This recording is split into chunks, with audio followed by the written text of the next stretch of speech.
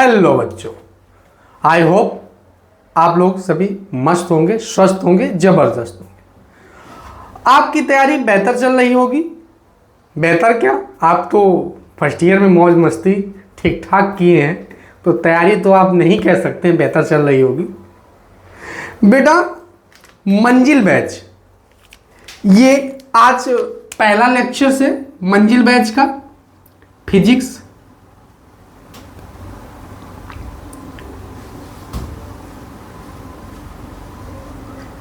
ठीक है।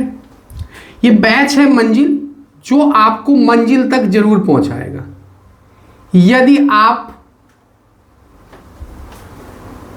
मंजिल बैच, ठीक है बेटा, ये मंजिल बैच है जो अभी बिगनर्स के लिए है, यानी कि स्टार्टिंग से आप पढ़ना स्टार्ट कर दीजिए। आज हम मोस्टली यानी कि पहला ही चैप्टर डिस्कशन करेंगे, लेकिन हमें क्या कैसे क्या सब पढ़ना है तो थोड़ा सा इंट्रो हो जाए। तो जब इंट्रो पहले से पता होता है कि ये थोड़ा सा इतना सिलेबस है, या फर्स्ट बुक में है, सेकंड बुक में इतना है, उस हिसाब से हमें थोड़ा सा आसानी होती है पढ़ने में, क्योंकि हमें सिलेबस पहले से जब पता होता है। तो बेटा, एक टॉपिक है इलेक्ट्रोमैग्नेटिज्म, विद्युत चुंबकत्व। विद्युत चुंबकत्व, तो इलेक्ट्रोमैग्नेटिज्म,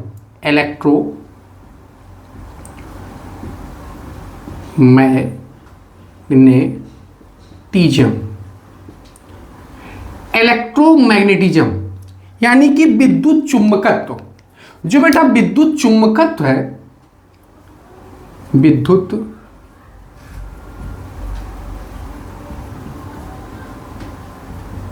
चुंबकत्व, विद्युत चुंबकत्व, यह बेटा थोड़ा सा आप पहले समझ लेते हैं कि फिजिक्स एक्चुअल में है क्या। तो बेटा, भौतिक विज्ञान विज्ञान की वह शाखा है जिसके अंदर प्रकृति तथा प्रकृति में होने वाली प्राकृतिक घटनाओं का हम लोग वैज्ञानिक अध्ययन करते हैं, उसी को हम लोग फिजिक्स कहते हैं। प्रकृति तथा प्रकृति में होने वाली घटनाओं का वैज्ञानिक अध्ययन करते हैं, इसी को हम लोग फिजिक्स कहते हैं। तो बेटा, एक्चुअल में आपके सराउंडिंग जो भी इवेंट हो रहे हैं वो कहीं ना कहीं फिजिक्स से ही संबंधित हैं। तो बेटा, फिजिक्स बहुत इंटरेस्टिंग सब्जेक्ट है। तो फिजिक्स को बहुत बोरियत ढंग से मत पढ़िएगा, वो चाहे तो बायोलॉजी वाले हों और चाहे तो मैथ वाले हों, क्योंकि फिजिक्स तो ऐसा है जो उनको बायोलॉजी लिए हैं तो भी फिजिक्स पढ़नी है, मैथ लिए तो भी फिजिक्स पढ़नी है। ये लेक्चर्स आपका पहला लेक्चर्स है, इसीलिए हम बहुत सारी टेक्निकल बातें ना करके बहुत छोटी छोटी आसान शब्दों में बातें करेंगे, जिससे कि आपका जो स्टार्टिंग का परसेप्शन हो वो फिजिक्स की तरफ आपका झुकाव हो।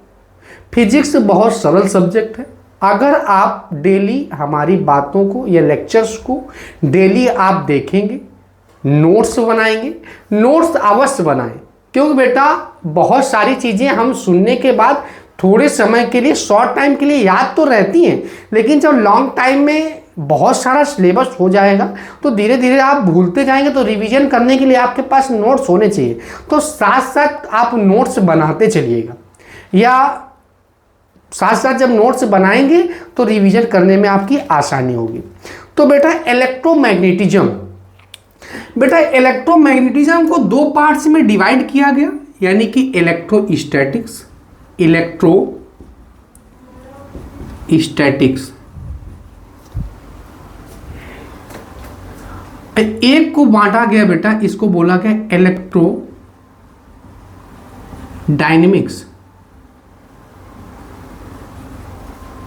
बेटा इलेक्ट्रो वर्ड का मीन्स होता है विद्युत, स्टैटिक्स का मतलब होता है स्थिर। देखिए बेटा, इलेक्ट्रोमैग्नेटिक हो इलेक्ट्रोस्टैटिक्स हो या इलेक्ट्रोडायनेमिक्स हो, इलेक्ट्रोस्टैटिक्स हो या इलेक्ट्रोडायनेमिक्स हो, बेटा दोनों में हमें किसी का अध्ययन करना है तो वो केवल चार्ज है। दोनों में हम चार्ज का ही अध्ययन करेंगे, या तो इलेक्ट्रोडायनेमिक्स हो चाहे तो इलेक्ट्रोस्टैटिक्स हो। दोनों में चार्ज का अध्ययन करते हैं, लेकिन दोनों में चार्ज का अलग रूपों में अध्ययन करते हैं। कैसे? बेटा इलेक्ट्रो वर्ड का मतलब होता है विद्युत, स्टैटिक्स का मतलब होता है स्थिर, तो इसको हिंदी में कहते हैं स्थिर वैद्युतिकी। स्थिर वैद्युतिकी इसको बोलते हैं बिजली गति विज्ञान, बिजली गति विज्ञान, बिजली गति विज्ञान। इलेक्ट्रोडायनेमिक्स, इसमें बेटा डायनेमिक्स स्थिर, डायनेमिक्स का मतलब होता है मोशन, चार्ज एट मोशन। अब यहां पे बेटा जो हम चार्ज का अध्ययन करेंगे, charge at rest, charge at rest, यानी कि जब चार्ज विरामावस्था में होगा तो जिस शाखा के अंतर्गत हम चार्ज का अध्ययन करेंगे तो उसे इलेक्ट्रोस्टैटिक्स बोलेंगे। चार्ज का जब मोशन में होगा उसका जिस शाखा के अंतर्गत हम लोग अध्ययन करेंगे उसे बोलेंगे। तो इसमें क्या होता है, charge in motion, charge in motion. जब चार्ज मोशन में होगा तो बेटा हम इलेक्ट्रोडायनेमिक्स ब्रांच के अंतर्गत डिस्कशन करेंगे, और जब बेटा चार्ज रेस्ट में होगा तो उसका अध्ययन हम करेंगे बेटा इलेक्ट्रोस्टैटिक्स ब्रांच के अंतर्गत। दोनों में चार्ज का ही अध्ययन करना है। तो ओवरऑल आपको बातें लिंकअप कर पा रहे होंगे कि इलेक्ट्रोमैग्नेटिज्म की दो ब्रांच है, एक इलेक्ट्रोस्टैटिक्स और दूसरा इलेक्ट्रोडायनेमिक्स। दोनों में चार्ज का ही अध्ययन करना है। इलेक्ट्रोस्टैटिक्स में चार्ज एट रेस्ट होगा, इलेक्ट्रोडायनेमिक्स में चार्ज इन मोशन होगा बेटा। ठीक बेटा, इसमें कौन कौन सा चैप्टर होगा, तो इसमें होगा आवेश, या वही पहला चैप्टर कूलाम का नियम तथा वैद्युत क्षेत्र, आवेश तथा वैद्युत क्षेत्र, वैद्युत क्षेत्र, आवेश तथा बेटा वैद्युत क्षेत्र। दूसरा चैप्टर इसी में होगा विभव, विभवांतर, विभव तथा विभवांतर, विभव तथा विभवांतर। बेटा इलेक्ट्रोस्टैटिक्स स्थिर वैद्युतिकी में आवेश तथा वैद्युत क्षेत्र का अध्ययन करेंगे, विभव तथा विभवांतर का अध्ययन करेंगे। इसमें किसका अध्ययन करेंगे, यानी कि अब आपको तो पता हो ही रहा होगा कि जब चार्ज इन मोशन होगा तो उसमें बेटा कौन सा चैप्टर आएगा, तो इलेक्ट्रिक करंट। कौन सा चैप्टर बेटा, electric current, electric current, electric अरे विद्युत धारा, इलेक्ट्रिक करंट। ठीक बेटा, इलेक्ट्रिक करंट होगा, साथ में एसी भी होगा, अल्टरनेटिंग करंट होगा। ठीक, और बेटा इलेक्ट्रोमोटिव इंडक्शन, इलेक्ट्रोमोटिव इंडक्शन यानी कि विद्युत चुंबकीय प्रेरण, इलेक्ट्रोमोटिव इंडक्शन यानी ईएमआई। तो ईएमआई इलेक्ट्रोमोटिव इंडक्शन भी इसी में होगा, विद्युत चुंबकीय प्रेरण। बेटा magnetic field, magnetic field, magnetic field, magnetic field. ठीक बेटा, तो बेटा ये जो मोस्टली अपनी फर्स्ट बुक है, मोस्टली फर्स्ट बुक, मोस्टली जो फर्स्ट बुक है अपनी फर्स्ट बुक, वो ये अपना सिलेबस है। क्या, इलेक्ट्रोमैग्नेटिज्म में उसकी दो ब्रांच है, एक इलेक्ट्रोस्टैटिक्स, इलेक्ट्रोस्टैटिक का अध्ययन चार्ज का ही अध्ययन करेंगे, चाहे तो इलेक्ट्रोस्टैटिक्स हो और चाहे तो बेटा इलेक्ट्रोडायनेमिक्स हो। दोनों में चार्ज का ही अध्ययन करेंगे, लेकिन दोनों में अंतर है। जब चार्ज एट रेस्ट होगा तो उसे इलेक्ट्रोस्टैटिक्स ब्रांच बोलेंगे, जब चार्ज एट मोशन होगा तो उसको हम बोलेंगे क्या बेटा, इलेक्ट्रोडायनेमिक्स बोलेंगे। क्या बोलेंगे बेटा, इलेक्ट्रोडायनेमिक्स बोलेंगे। अब बेटा आपका चैप्टर है, पहला ही चैप्टर है, चैप्टर का नाम है चैप्टर नंबर फर्स्ट,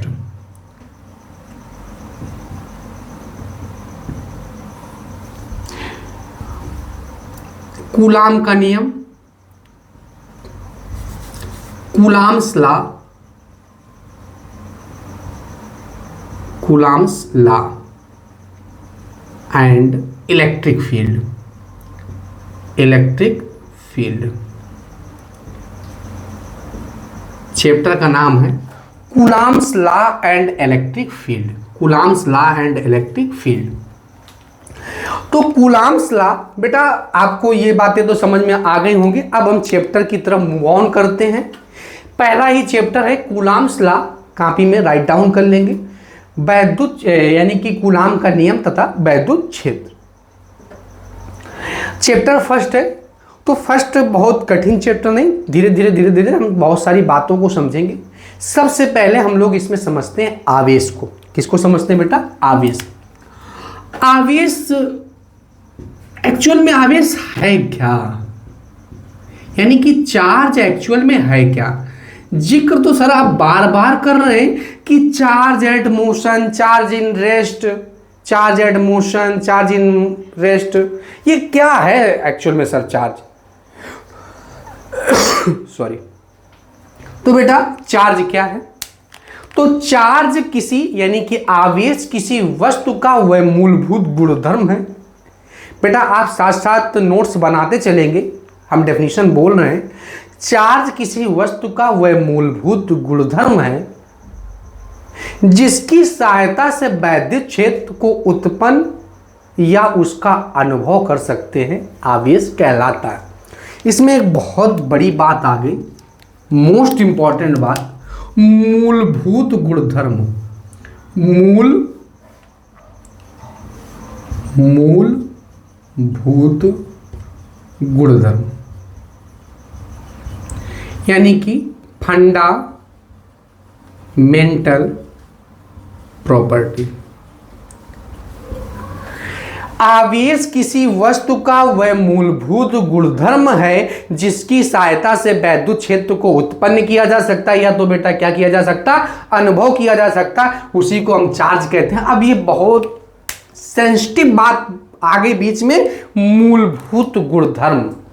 यदि किसी भी बॉडी के पास मास है, if a body has mass, have मास, तो बेटा अगर किसी बॉडी के पास मास है, मास मतलब द्रव्यमान है, तो या तो वो गुरुत्वाकर्षण का अनुभव कर सकती है या तो गुरुत्वाकर्षण को उत्पन्न कर सकती है। उसी प्रकार आवेश जो होता है वो किसी वस्तु का मूलभूत गुणधर्म होता है। उसी प्रकार जो द्रव्यमान होता है वो किसी वस्तु का मूलभूत गुणधर्म होता है। उसी प्रकार आवेश भी किसी वस्तु का मूलभूत गुणधर्म ही होता है। बात तो समझ में आ गई होगी। वजन तो जानते होंगे, आपका कुछ ना कुछ वेट होगा, बॉडी का एक वेट होगा। तो ये जो बॉडी का जो वेट है ये आपकी एक फंडामेंटल प्रॉपर्टी है, और ये जब फंडामेंटल प्रॉपर्टी है तो इसमें आप गुरुत्वाकर्षण बल का उत्पन्न कर सकते हैं या तो आप अनुभव कर सकते हैं। उसी प्रकार आवेश भी किसी वस्तु का मूलभूत गुणधर्म होता है जिसकी सहायता से वैद्युत क्षेत्र या चुंबकीय क्षेत्र को उत्पन्न कर सकते हैं या तो बेटा क्या कर सकते हैं, अनुभव कर सकते हैं। यानी कि आवेश आपको समझ में आ गया। बेटा आवेश से ही चैप्टर स्टार्ट है। तो आवेश क्या होता है? तो आवेश किसी वस्तु का वह मूलभूत गुणधर्म है जिसकी सहायता से वैद्युत क्षेत्र को उत्पन्न या अनुभव कर सकते हैं। ठीक है बेटा। अब क्या करते हैं, आवेश तो फंडामेंटल प्रॉपर्टी होगी। अब types of charge, types of charge बेटा नोट साथ साथ बनाते चलेंगे। टाइप्स ऑफ चार्ज, आवेश के प्रकार, आवेश के प्रकार यानी कि आवेश के प्रकार। आवेश बेटा दो प्रकार के होते हैं। आवेश कितने प्रकार के होते हैं? दो प्रकार के। तो आवेश कितने प्रकार के होते हैं? दो प्रकार के होते हैं। अब ये कौन सी बला सर जी आप बोल रहे हैं? तो आवेश दो प्रकार के होते हैं। एक होता है धनात्मक आवेश, धनात्मक आवेश यानी कि पॉजिटिव चार्ज, पॉजिटिव चार्ज। और दूसरा होता है ऋणात्मक, ऋणात्मक आवेश, ऋणात्मक आवेश यानी कि निगेटिव चार्ज।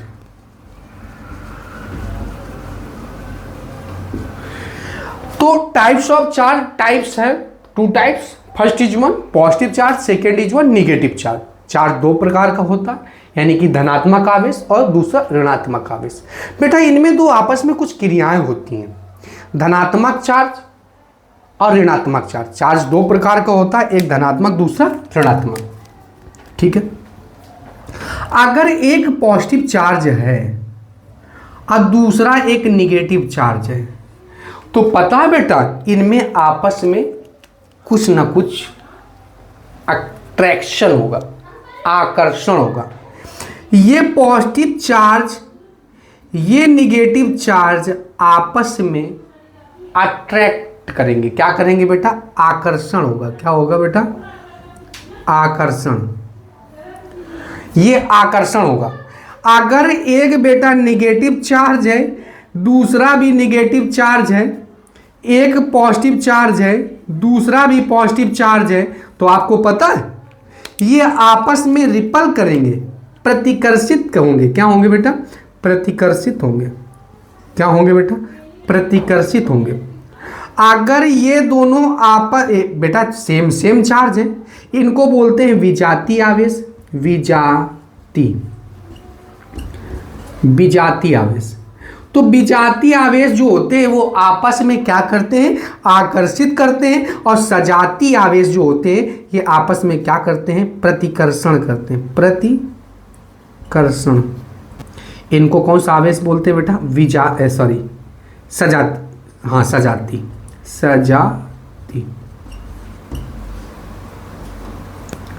सजातीय आवेश। Like charge and unlike charge.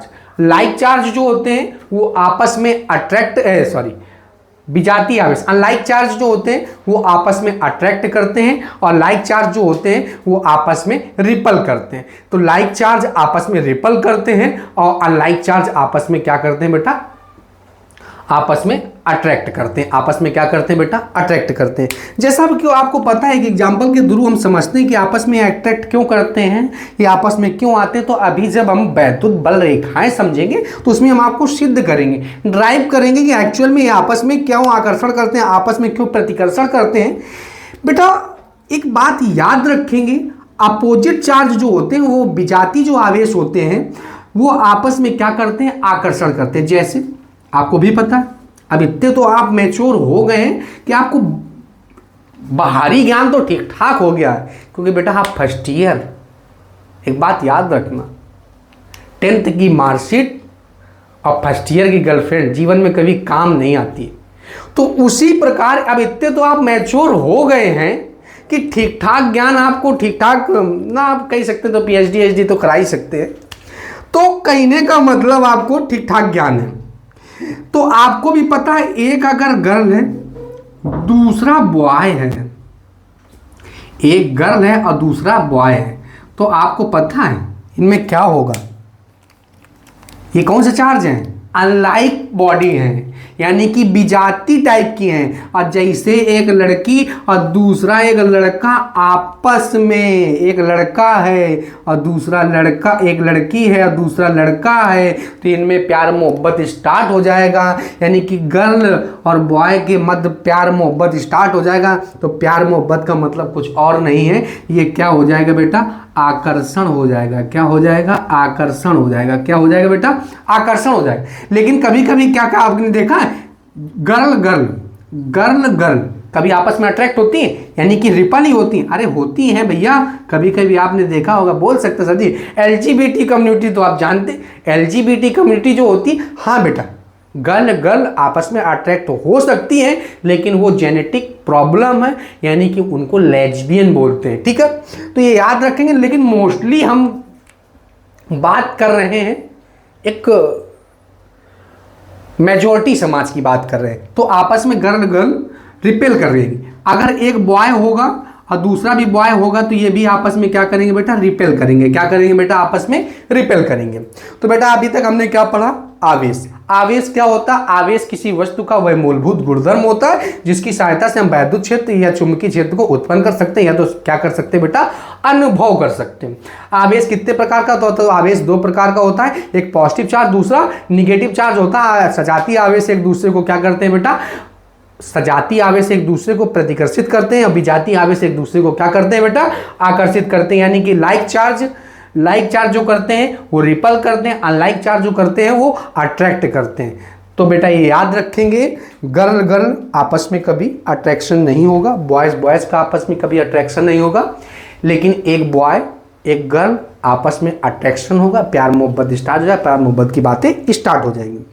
तो इतनी बात आपको समझ में आ गए होंगे। ये बातें बेटा सब पॉइंट वाइज आप लिखेंगे नोट्स में, सब ये बात मेंशन करेंगे। विजातीय आवेश, सजातीय आवेश, आकर्षण करते हैं, प्रतिकर्षण करते हैं, ये बातें आप सब लिखेंगे, ठीक है बेटा। अब हम लोग समझते हैं कॉन्सेप्ट ऑफ चार्ज, आवेश की संकल्पना, आवेश की संकल्पना, आवेश की संकल्पना, आवेश की संकल्पना, concept of charge, concept of charge. अब ये कौन सी बला है कॉन्सेप्ट ऑफ चार्ज? तो बेटा ये नहीं भैया, हर आपको हेडिंग आपको समझनी होगी, हर एक टॉपिक आपको समझना होगा, क्योंकि अगर आपको फिजिक्स में फील नहीं आया, एक दो चैप्टर आप पढ़ो तो फिजिक्स में फील आएगा, नो डाउट। अभी तक आपकी अगर घृणा फिजिक्स से रही है तो ये हमारा वादा है कि आप फिजिक्स से प्रेम करने लगेंगे, लेकिन हाँ शर्त एक ही है कि आप प्रत्येक लेक्चर ईमानदारी से देखेंगे जरूर। अब ऐसा नहीं कि सर जी ने कहा था 1 अप्रैल से स्टार्ट करेंगे तो लो पहला लेक्चर देख लेते हैं और सेकेंड ना देखें, पहले तो कहा। अरे भैया एक एक लेक्चर आपको देखना है, ठीक है। कॉन्सेप्ट ऑफ चार्ज, तो कॉन्सेप्ट ऑफ चार्ज क्या होता है उसको एक एग्जांपल के थ्रू हम समझते हैं। एक अपने पास सोडियम है, मेटल है, सोडियम। सोडियम एक अपनी धातु है, इसका जो इलेक्ट्रॉनिक विन्यास होता है, इसका परमाणु क्रमांक होता है 11। कितना होता है बेटा? परमाणु क्रमांक 11 होता है, ठीक है। तो इसका इलेक्ट्रॉनिक विन्यास करते हैं, इलेक्ट्रॉनिक विन्यास, इलेक्ट्रॉनिक कॉन्फ़िगरेशन। इलेक्ट्रॉनिक विन्यास क्या होगा? इसका इलेक्ट्रॉनिक विन्यास होगा 281, 281।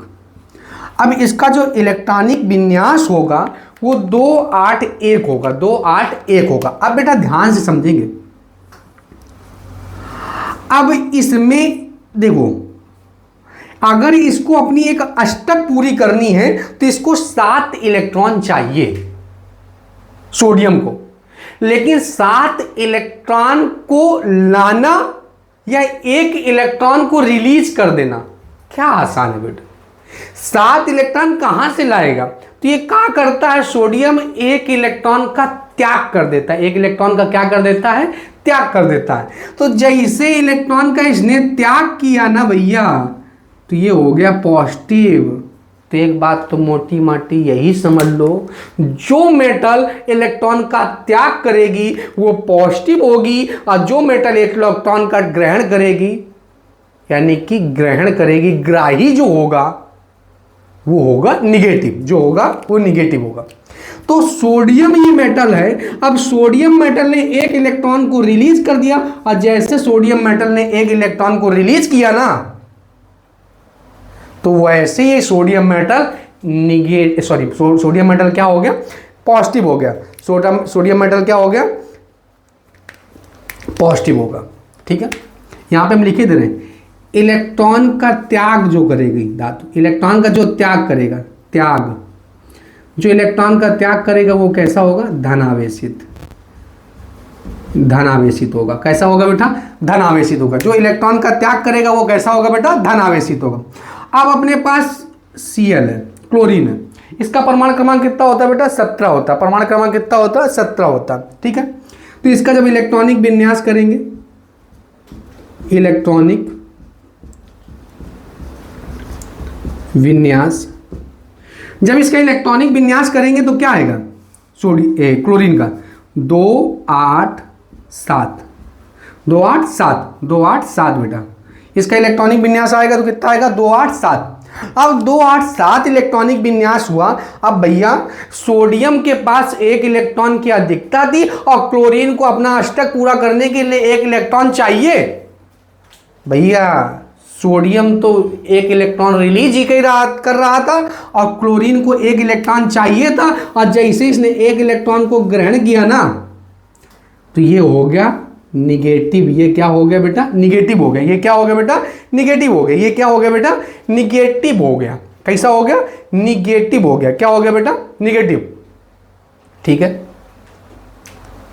तो अब ये निगेटिव हो गया, तो अब एक बात यहां पे हम लिख सकते हैं, जो इलेक्ट्रॉन का क्या करेगा बेटा? ग्रहण करेगा। क्या करेगा? ग्रहण करेगा। जो इलेक्ट्रॉन का ग्रहण करेगा वो कैसा होगा बेटा? ऋणावेशित होगा। ऋणावेशित होगा। कैसा होगा बेटा? ऋणावेशित होगा।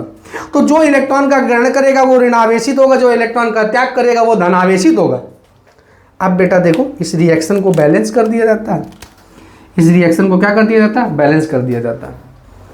अब इसको क्या कर दिया जाता है बेटा? बैलेंस कर दिया जाता है। अब इसको बैलेंस किया जाएगा तो आपको पता है, जब इसको बैलेंस किया जाएगा तो इलेक्ट्रॉन से इलेक्ट्रॉन कैंसिल आउट हो जाएगा, और आपको पता है Na+Cl- NaCl बन जाएगा, नमक बन जाएगा आपका, सोडियम क्लोराइड।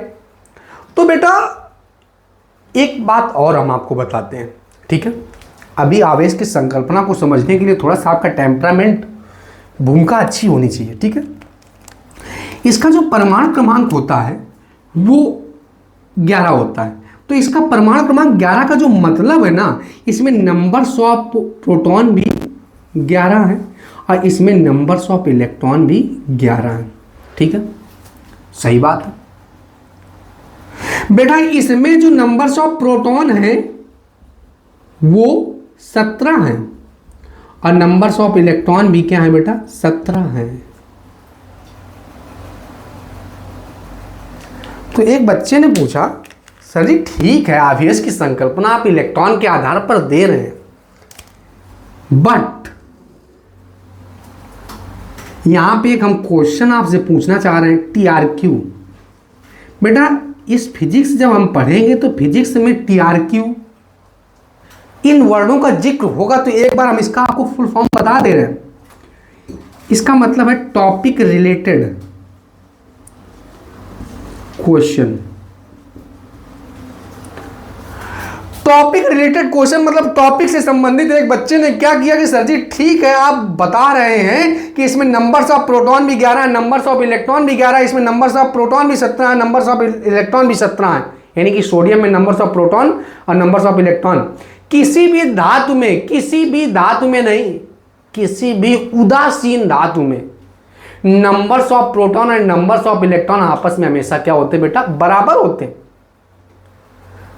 तो बच्चा कहा कहता है कि सर जी आवेश की संकल्पना इलेक्ट्रॉन के आधार पर दी जाती है।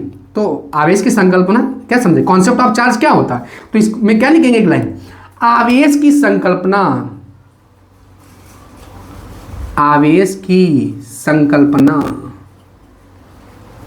संकल्पना इलेक्ट्रॉन के आधार पर दी जाती है, परंतु प्रोटॉन के आधार पर क्यों नहीं? प्रोटॉन के आधार पर क्यों नहीं? ठीक है भैया, आपको क्वेश्चन जेन्युइन है क्योंकि नंबर्स ऑफ प्रोटॉन भी समान है, नंबर्स ऑफ इलेक्ट्रॉन भी समान है। तो आवेश की संकल्पना इलेक्ट्रॉन के आधार पर दी जाती, प्रोटॉन के आधार पर क्यों नहीं? ये आपका सवाल बन सकता था, आपने नहीं पूछा, हमने सवाल पूछा, हम आंसर भी दिए देते। टेंशन नॉट, आपको फिजिक्स में फील जरूर कराएंगे, ये हमारा वादा है। फिजिक्स में फील जरूर आएगा आपको, ठीक है? तो आवेश की संकल्पना प्रोटॉन के आधार पर क्यों नहीं दी जाती, इलेक्ट्रॉन के आधार पर दी जाती है? तो उसका आंसर सुनो भैया, आंसर सुनो। पहला आंसर, ये जो मास ऑफ प्रोटॉन होता है, मास ऑफ प्रोटॉन, ये लगभग बराबर होता है कितना? 1837 गुना मास ऑफ इलेक्ट्रॉन के। अरे सर तो बहुत भारी है, यानी कि मास ऑफ प्रोटॉन लगभग इतना भारी है कि इलेक्ट्रॉन के 1837 गुना। मतलब इलेक्ट्रॉन का अगर आवेश का वेट, एग्जांपल लेते हैं, अगर 1 किलो का है तो प्रोटॉन कितना भारी होगा? 1837 केजी। 1837 केजी।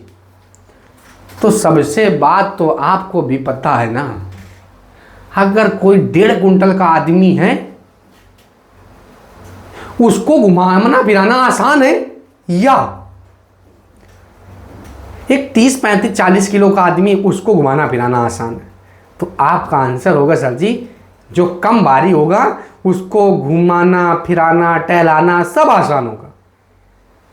तो एक आंसर तो ये हो गया कि आवेश की संकल्पना प्रोटॉन के आधार पर सर इसलिए नहीं दी जाती है क्योंकि प्रोटॉन जो होता है वो बहुत भारी होता है। बहुत भारी नहीं, कितना भारी होता है? तो मास ऑफ प्रोटॉन लगभग बराबर होता है 1837 गुना मास ऑफ इलेक्ट्रॉन। एक तो आंसर ये हो गया।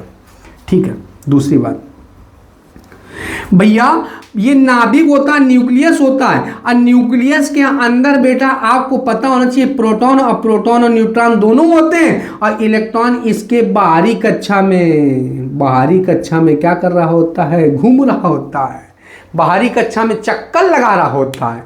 अरे भैया, एक ऐसा लड़का है जो घर से नालायक है, आवारा है, घूम रहा है बिल्कुल निस्वार्थ भाव से, उसको बरगलाना आसान है, या जो घर के संयुक्त सोच विचारों से चल रहा है, पापा मम्मी की बात मानता, उसको बरगलाना आसान है? भैया, तो आपका आंसर होना चाहिए कि सर जी जो आवारा घूम रहा है उसको तो बरगलाना बहुत आसान है। तो भैया इलेक्ट्रॉन भी है।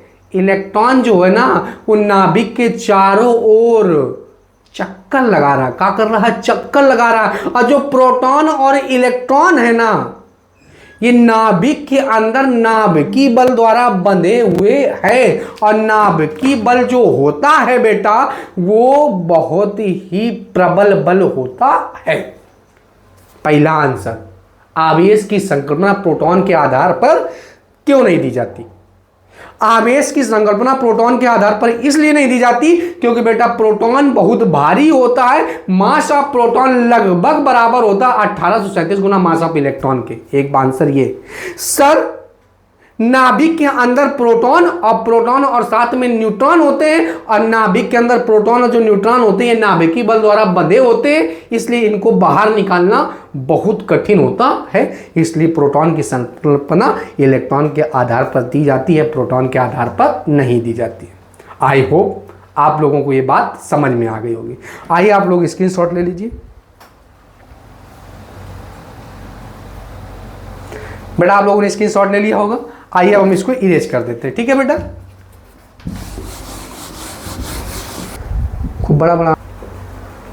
अब बेटा हम लोग आवेश के बारे में पढ़ लिए हैं, आवेश की संकल्पना भी पढ़ ली है, कॉन्सेप्ट ऑफ चार्ज भी पढ़ लिए। आवेश की संकल्पना इलेक्ट्रॉन के आधार पर दी जाती है, प्रोटॉन के आधार पर क्यों नहीं? जैसा कि आपको हमने बताया, मास ऑफ प्रोटॉन जो होता है वो लगभग बराबर होता है 1837 गुना मास ऑफ इलेक्ट्रॉन के, इसलिए आवेश की संकल्पना प्रोटॉन पर आधार पर नहीं दी जा सकती। दूसरा आंसर, नाभिक के अंदर नाभिकीय बल द्वारा प्रोटॉन और इलेक्ट्रॉन बंधे होते, नाभिकीय बल प्रबल बल होता, इसलिए आवेश की संकल्पना प्रोटॉन के आधार पर नहीं दी जाती। ठीक है, अब बेटा आवेश के मात्रक हम समझते हैं। आवेश के मात्रक, आवेश के मात्रक, unit of charge, unit of charge. तो यूनिट ऑफ चार्ज बेटा प्रतीक, प्रतीक समझ लेते हैं। आप इसको काहे से रिप्रेजेंट करते हैं? बेटा आप इसको कैपिटल क्यू से रिप्रेजेंट करो, और चाहे तो स्मॉल क्यू से रिप्रेजेंट करो, दोनों सही है। ठीक है, कुछ किताबों में कैपिटल क्यू, आपको कुछ किताबों में स्मॉल क्यू मिलेगा। अब इसका एसआई यूनिट क्या होता है? एसआई यूनिट, तो एसआई यूनिट यानी कि सिस्टम ऑफ इंटरनेशनल, क्यू बराबर आईटी आप पढ़े होंगे, क्यू बराबर आईटी। आई होती है यहां पे धारा, टी होता है समय, तो धारा का मात्रक होता है एम्पियर और समय का मात्रक होता है सेकेंड। तो इसका जो एसआई यूनिट होता है एम्पियर सेकेंड होता है, इसी को हम बोलते हैं कूलाम। क्या बोलते हैं बेटा? कूलाम, कूलम बोलते हैं। ठीक है, सीजीएस यूनिट क्या होता है? सीजीएस सेंटीमीटर ग्राम सेकेंड, ये बेटा मात्रक पद्धति है। सीजीएस यूनिट क्या होता है? तो सीजीएस यूनिट होता है इसका स्टेट कूलम, स्टेट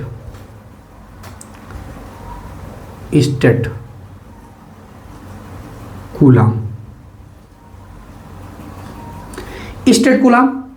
ये जो स्टेट कूलम होता है ये सीजीएस यूनिट होता है बेटा। एक स्टेट कूलम इक्वल टू में, एक स्टेट कूलम यानी कि एक कूलम इक्वल टू में 3 इंटू 10 की पावर 9। एक कूलम इक्वल टू में, एक कूलम इक्वल टू में 3 इंटू 10 की पावर 9 स्टेट कूलम होता है।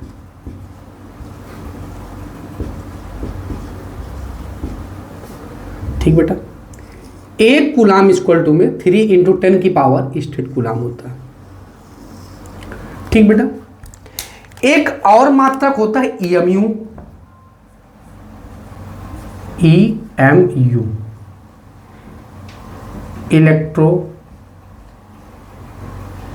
या आप कह सकते हैं इलेक्ट्रोमैग्नेटिक यानी विद्युत चुम्बकीय मात्रक, विद्युत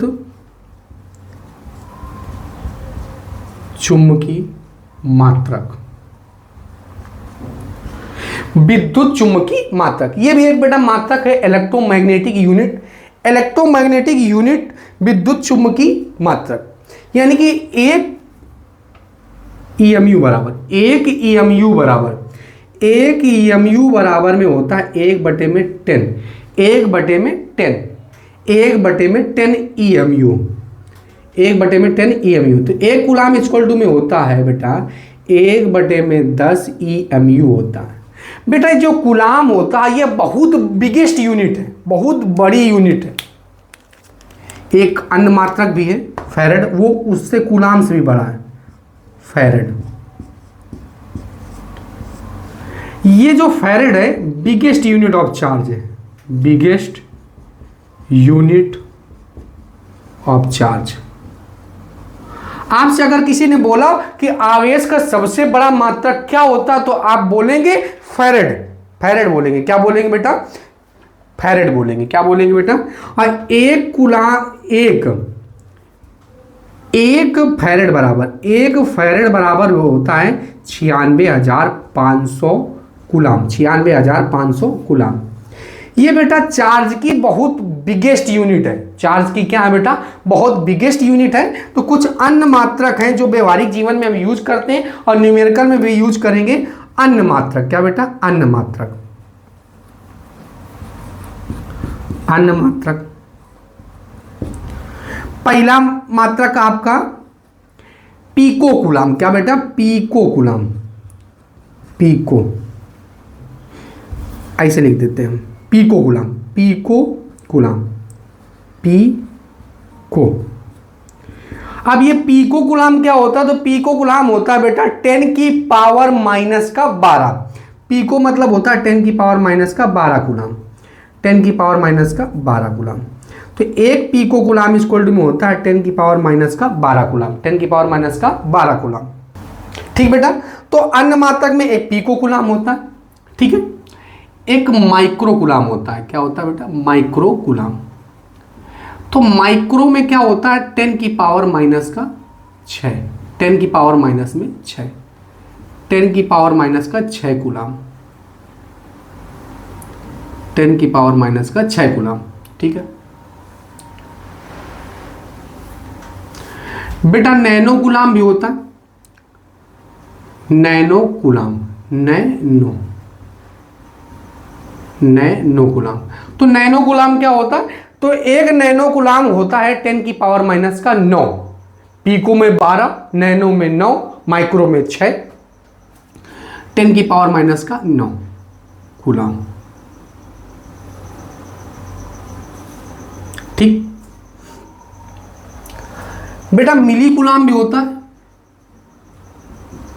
10 की पावर माइनस का 3 कूलम,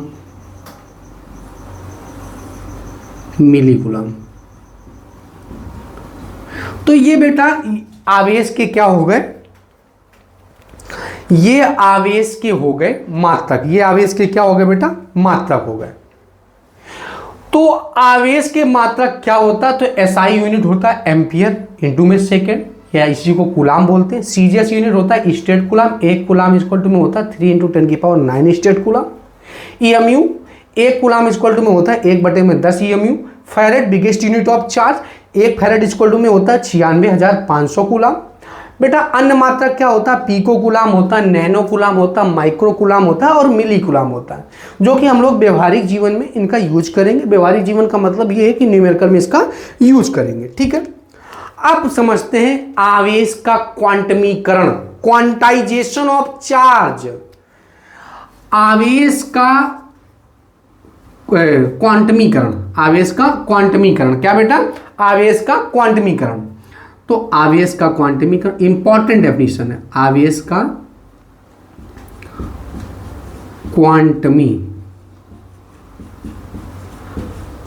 आवेश का क्वांटमीकरण यानी कि quantization, quantization of charge, quantization of charge, quantization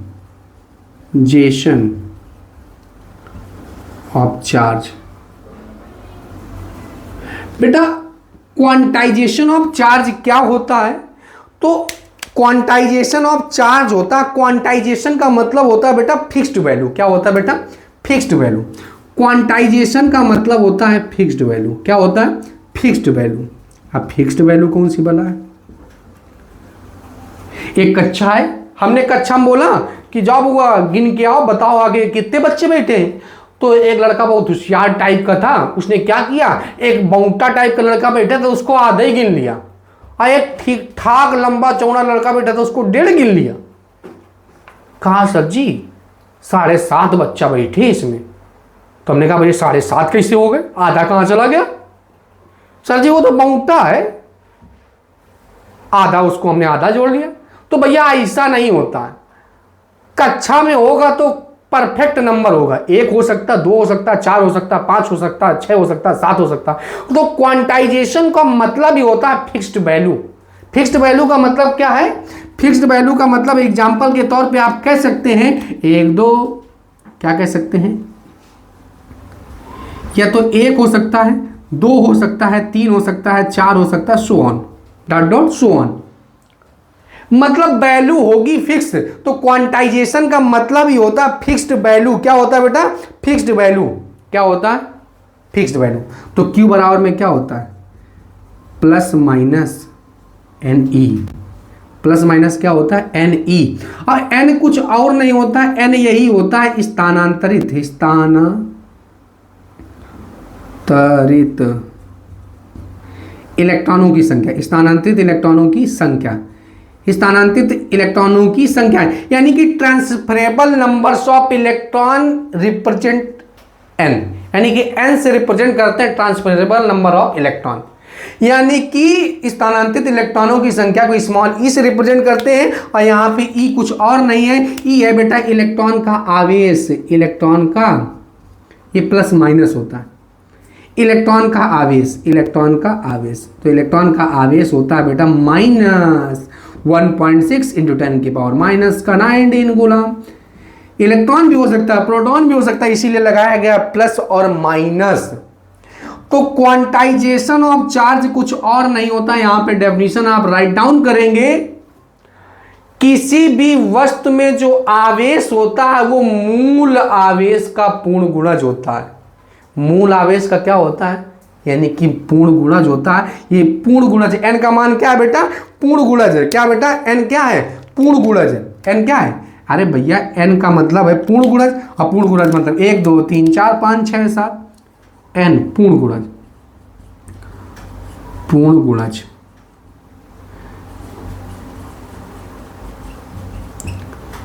एक 2 3 4 5 6 डॉट डॉट सो ऑन। तो किसी भी वस्तु में जो आवेश होता है वो मूल आवेश का पूर्ण गुणज होता है। ये राउट डाउन कर लेंगे। तो आवेश का क्वांटमीकरण क्या होता है? तो किसी वस्तु में जो आवेश होता है वो मूल आवेश का पूर्ण गुणज होता है। तो बेटा आज वीडियो को हम थोड़ा सा ज़्यादा बड़ी नहीं करेंगे, क्योंकि पहला लेक्चर है, आपको स्लोली स्लोली समझना है, धीरे धीरे वीडियो का साइज बढ़ाते जाएंगे। लेकिन आज पहला वीडियो है तो उसको ध्यान में रखते हुए हम ज़्यादा बातों का डिस्कशन नहीं किए। हमने सबसे पहले बताया कि ओवरऑल आपको पढ़ना क्या है, चार्ज क्या है, दो प्रकार से चार्ज का अध्ययन करना है, charge at rest, charge at motion. फिर हमने आवेश पढ़ा। आवेश क्या है? आवेश किसी वस्तु का वह मूलभूत गुणधर्म है जिसकी सहायता से वैद्युत क्षेत्र या चुंबकीय क्षेत्र को उत्पन्न किया जा सकता है या तो अनुभव किया जा सकता है। चार्ज दो प्रकार का होता है, एक पॉजिटिव चार्ज और दूसरा होता है निगेटिव चार्ज। लाइक चार्ज आपस में क्या करते हैं बेटा? रिपल करते हैं। अनलाइक चार्ज आपस में क्या करते हैं? अट्रैक्ट करते हैं। ठीक है। आवेश, कॉन्सेप्ट ऑफ चार्ज पढ़ा, आवेश की संकल्पना पढ़ी। आवेश की संकल्पना इलेक्ट्रॉन के आधार पर दी जाती है, प्रोटॉन के आधार पर क्यों नहीं? क्योंकि मास ऑफ जो प्रोटॉन होता है वो लगभग बराबर होता है 1837 गुना मास ऑफ इलेक्ट्रॉन के। नाभिक के अंदर नाभिकीय बल द्वारा प्रोटॉन और न्यूट्रॉन बंधे होते हैं, इसलिए आवेश की संकल्पना प्रोटॉन के आधार पर नहीं दी जा सकती। मात्रक पढ़े। मात्रक पढ़ने के बाद हमने मोस्ट इंपॉर्टेंट डेफिनेशन पढ़ी, quantization of charge. Most important लिख लेंगे बेटा। क्वांटाइजेशन ऑफ चार्ज यानी कि आवेश का क्वांटमीकरण क्या होता है? तो किसी वस्तु में जो आवेश होता है वो मूल आवेश का पूर्ण गुणज होता है। आई होप इतना पढ़ाया है आपको समझ में आया होगा। आप हमारे चैनल को लाइक, शेयर एंड सब्सक्राइब करें। जय हिंद।